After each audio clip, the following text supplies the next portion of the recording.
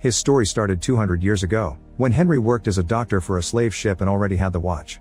A black man had a slight fever and Henry was sure he only needed to rest, however the owners were afraid the man had cholera and wanted to throw him overboard.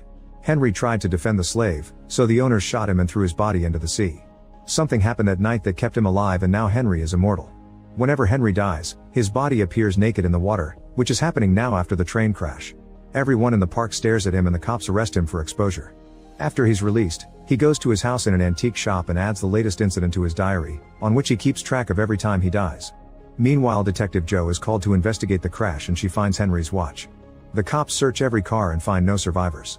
The bodies are sent to the NYC Medical Examiner's office, where Henry works as a pathologist.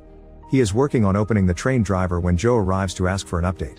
With his observation skills, he can tell that Jo is a widow and has a drinking problem. Once he finishes the examination, he concludes that the driver was poisoned. At that moment the phone rings and Henry hears a mysterious man saying he saw him survive the train crash, but the guy hangs up before Henry can ask for his identity.